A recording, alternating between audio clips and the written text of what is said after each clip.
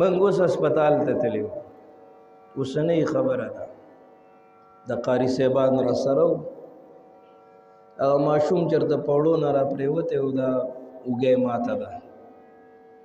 نو موږ ډاکټر له بوتو.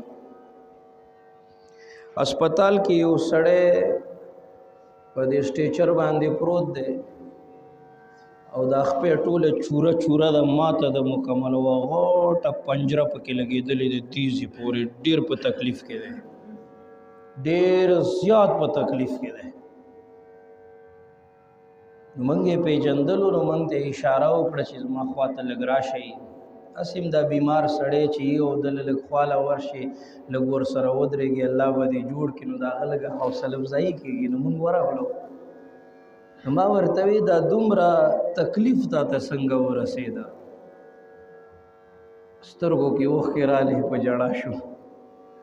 ما ته مولانا صاحب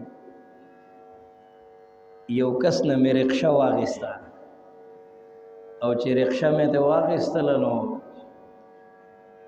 خبره اتره وشوه، په څو ده په دې ده بس روپۍ مې ورکړې، بس زما د لین دین ختم شو.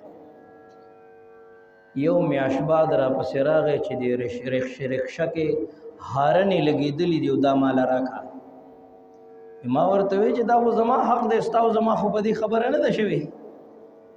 بهرحال بدماشي شروع کړه چې راکړه. ما وی چې نه در کومه. مولانا صاحب ټوپک یې را پسې راوړو، 75 پوهېږې په خبره. په هرنو باندې څه شی وکړه، سړی ویشتی دی، دا خپې ټوله چوره چوره ده. خلک راجمع شو، تخلاص یې کړم. ما ته مولانا صاحب 3 لورګانې مې دي کور کې، ماشومانې دي، داسې یو دومره ده، بله دومره ده، بله دومره ده. وی ما ورته وی چې زندگی خو دې راله برباده کړه، په دې سر مې وله مړ مې کهیسته. د دې ظلم په بازار کې موږ د رحم تمه لرو، موږ د رحم تمه لرو. چاړه راوباسو، په چاړې ټوکړې ټوکړې کا. موږ به تربیت کله کوو؟ موږ به د دې خپلو بچو اصلاح کله کوو؟ موږ به د خپلې خور او لور ته د عزت څادر کله په سر راو؟